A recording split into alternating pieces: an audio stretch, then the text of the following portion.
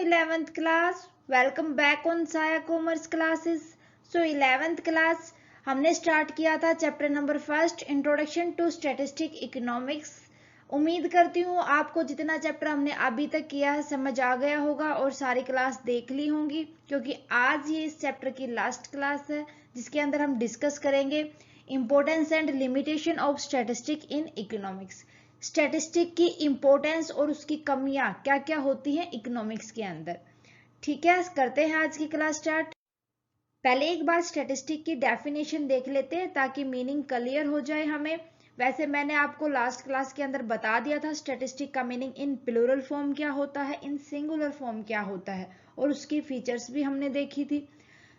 सो देख लेते हैं. According to Seligman, statistic is the science which deal with the method of collecting, classifying, representing, comparing and interpreting numerical data collected to throw some light on any sphere of inquiry. भाई जिस क्षेत्र के अंदर sphere of inquiry होता है जहां पर हमें इंक्वायरी करनी होती है, जिस एरिया के लिए, जिस पर्पज के लिए, तो उसके लिए डेटा को कलेक्ट करना, फिर उसको क्लासिफाई करना, रिप्रेजेंट करना, फिर उसको कंपेयर करना अनदर जो इंक्वायरी चाहिए थी उससे रिलेटेड, वो इंक्वायरी के लायक है या नहीं है, फिर उसको इंटरप्रेट करना इन न्यूमेरिकल डेटा.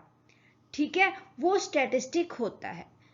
एक स्टैटिस्टिक एक ऐसा विज्ञान होता है जहां पर हमें जिस टाइप की इंक्वायरी करनी है उससे रिलेटेड डेटा को कलेक्ट करते हैं, फिर उसको क्लासिफाई करते हैं, फिर उसको प्रेजेंट करते हैं और उसको फिर कंपेयर करके देखते हैं, फिर फाइनली हम उसको न्यूमेरिकल डेटा के अंदर इंटरप्रेट करते हैं. क्लियर है मीनिंग ऑफ स्टैटिस्टिक? ओके, आगे देखते हैं. अब बात करते हैं importance of statistic in economics. भाई इकोनॉमिक्स के अंदर स्टैटिस्टिक के क्या क्या फायदे होते हैं. सबसे पहला फायदा अगर हम बात करें तो quantitative expression of economic problem.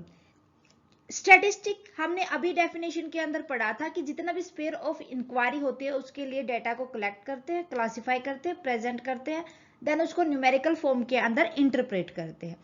तो क्वांटिटेटिव एक्सप्रेशन का मतलब यही हो जाता है कि न्यूमेरिकल फॉर्म के अंदर लेके आना डेटा को. सो स्टैटिस्टिक की हेल्प के द्वारा ही कोई भी इकोनॉमी प्रॉब्लम होती है उसको क्वांटिटेटिव एक्सप्रेशन किया जा सकता है, मींस उसको न्यूमेरिकल फॉर्म में लिखा जा सकता है with the help of statistic. तो स्टैटिस्टिक की एक इंपॉर्टेंस ये भी हो जाती है कि जितनी भी इकोनॉमिक प्रॉब्लम होती है उनको क्वांटिटेटिव एक्सप्रेशन क्वांटिटेटिव में प्रेजेंट करती है. ठीक है, understand. Next, intersectoral and their temporal comparison. Intersectoral का मतलब हमने डेफिनेशन के अंदर स्पेयर ऑफ इंक्वायरी पढ़ा था कि जहां के लिए हमें इंफॉर्मेशन चाहिए, जिस एरिया से रिलेटेड या जिस पर्पज से रिलेटेड हमें इंफॉर्मेशन चाहिए होती है वो तो होता है इंटरसेक्टरल. सेक्टरल का मतलब क्षेत्रीय. और टेम्परेरी, भाई जो हमारा पर्पस था, जो हमारा ऑब्जेक्ट था उसको पूरा करने के लिए जितने भी हम टेम्परेरी कोई भी डेटा कलेक्ट करते हैं ताकि हमें जो पर्पस, जिस पर्पस के लिए हमने इंक्वायरी करनी है उसको पूरा किया जा सके, उन दोनों के बीच में कंपैरिजन करके चलता है स्टैटिस्टिक. सो स्टैटिस्टिक की एक इंपॉर्टेंस ये भी हो जाती है कि ये जितने भी इंटरसेक्टरल और इंटरटेम्परल जितने भी डेटा होते हैं उनका कंपैरिजन करके चलता है. ओके, नेक्स्ट हो जाता है working out cause and effect relationship. वही स्टैटिस्टिक के अंदर जो हमने डेटा कलेक्ट किया था न्यूमेरिकल फॉर्म के अंदर, उस वजह से हमारी कोई भी इकोनॉमी प्रॉब्लम होती है उसके कोज का पता चल जाता है, और फिर उसका इफेक्ट क्या आना है हमारी इकोनॉमी के ऊपर वो भी हमें पता चल जाता है. मीन्स कारण क्या थे, उसका प्रभाव क्या पड़ा, इन दोनों के बीच में रिलेशनशिप बना के चलता है स्टैटिस्टिक. एक इंपॉर्टेंस ये भी हो जाएगी कि working out cause and effect relationship. Next, construction of economic theory और इकोनॉमिक मॉडल. स्टैटिस्टिक इकोनॉमिक के अंदर जितनी भी थ्योरी होती है, जितने भी मॉडल होते हैं उनको कंस्ट्रक्ट करता है, उनको बनाता है. तो एक इंपॉर्टेंस ये भी हो जाती है कि ये एक इकोनॉमी के लिए थ्योरी और मॉडल्स दोनों को बना के चलता है, कंस्ट्रक्ट करता है. क्लियर है. Next, economic forecasting.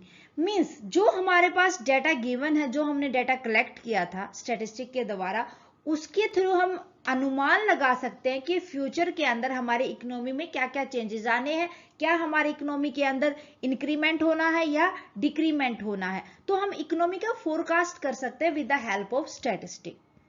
क्लियर है। उसके बाद फॉर्मुलेशन ऑफ पॉलिसीज। भाई इकोनॉमी के अंदर बहुत ज्यादा पॉलिसीज तैयार की जाती है, लाइक 5 ईयर पॉलिसी, 5 ईयर जो प्लान होते हैं। तो जितनी भी पॉलिसीज वगैरह बनाई जाती है इकोनॉमिक्स के अंदर, वो फॉर्मुलेट की जाती है विद न्यूमेरिकल डेटा। तो न्यूमेरिकल डेटा का यूज किया जाता है स्टैटिस्टिक के द्वारा। तो स्टैटिस्टिक की एक और इंपॉर्टेंस ये हो जाएगी कि ये इकोनॉमी के लिए जितनी भी पॉलिसी बनाई जाती है उनमें हेल्प करता है। क्लियर है। तो ये थी इंपॉर्टेंस। अब बात करते हैं लिमिटेशन ऑफ स्टैटिस्टिक। भाई जहां पर कोई फायदे होते हैं वहां पर कुछ ना कुछ कमियां भी होती हैं। क्या कमियां होंगी? Study of numerical fact only, कि जो स्टैटिस्टिक होता है वो ओनली न्यूमेरिकल फैक्ट की ही स्टडी कर पाता है। उसके अंदर तो न्यूमेरिकल जो डाटा होता है उसी को हम पढ़ पाते हैं, अदरवाइज उसके द्वारा हम अनुमान नहीं लगा सकते। तो एक कमी ये हो जाती है, क्वालिटी को ये डाउन कर देता है। जो क्वालिटी फैक्ट होते हैं उनको स्टैटिस्टिक नहीं मानता। नेक्स्ट लिमिटेशन हो जाएगी स्टडी ऑफ एग्रीगेट ओनली। भाई इकोनॉमिक्स के अंदर जो स्टैटिस्टिक का यूज किया जाता है वो जितने भी एग्रीगेट फैक्ट हमने देखने हैं ना उनकी स्टडी करने के लिए यूज किया जाता है। जो इंडिविजुअल फैक्ट होते हैं उनको स्टैटिस्टिक कंसीडर्ड नहीं करता। तो एक लिमिटेशन ये हो जाएगी।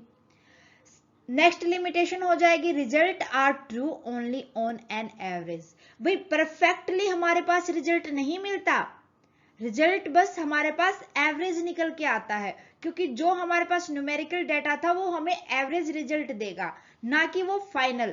अनुमान लगाते हैं, आपने देखा होगा कि डाटा के अकॉर्डिंग कई बार पॉइंट में भी आ जाता है हमारे पास रिजल्ट।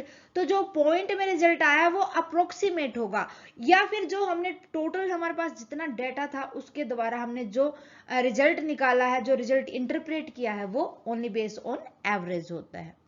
क्लियर है। नेक्स्ट लिमिटेशन हो जाते हैं विदाउट रेफरेंस रिजल्ट में प्रूव टू बी रोंग। भाई अगर हमारे पास कोई भी रेफरेंस नहीं है कि ये डाटा हमने यहां से कलेक्ट किया है और इस डाटा का पहले ये रिजल्ट था, तो बिना रेफरेंसेस के जो हमारे पास रिजल्ट आया है वो गलत ही साबित होगा। उसके लिए हमें प्रूफ देना पड़ेगा। कि प्रूफ क्या होगा? रेफरेंसेस, कि ये डाटा हमने यहां से कलेक्ट किया था, पहले इस डाटा को इस पर्पज के लिए यूज किया गया था, तो वो सही हुआ था, तो ही हम रिजल्ट को सही मानेंगे। अदरवाइज जो रिजल्ट हमने फाइंड आउट किया है वो रॉन्ग होगा।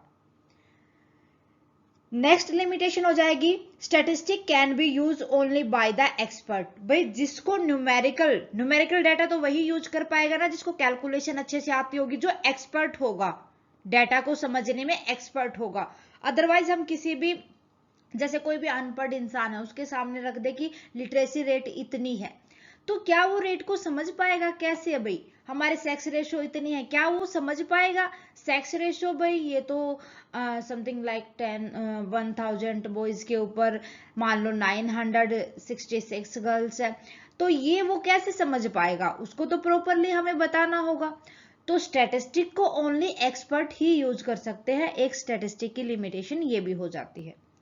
Next, proven to misuse. भाई यहां पर जो हमारे पास डाटा हमने कलेक्ट किया था उसको मिसयूज करने के बहुत ज्यादा चांसेस होते हैं। प्रोन का मतलब होता है डाउनवर्ड, जो मिसयूज किया जाता है उस डाटा का, वो डाउनवर्ड लेके जाता है जो हमारे पास रिजल्ट हम लेके आने वाले हैं, जो डाटा का हम फाइनली यूज करने वाले हैं। क्लियर है। तो भाई ये थी लिमिटेशन ऑफ स्टैटिस्टिक। जहां मैंने बताया था जहां फायदे होते हैं वहां पर कमियां भी कुछ ना कुछ होती हैं। उम्मीद करती हूँ आपको अच्छे से समझ आ गया होगा कि स्टैटिस्टिक होता क्या है। इस चैप्टर के अंदर हमने खाली स्टैटिस्टिक के बारे में ही पढ़ना था, स्टैटिस्टिक इन इकोनॉमिक्स। ठीक है, तो ये था हमारा last topic of this chapter, introduction to statistic economics.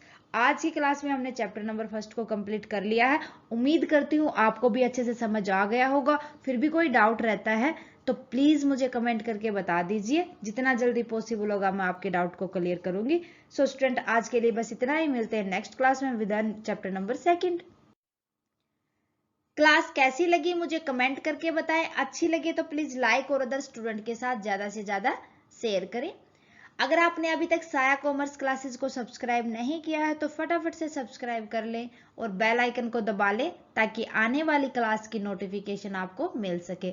Thank you very much student, bye bye and take care.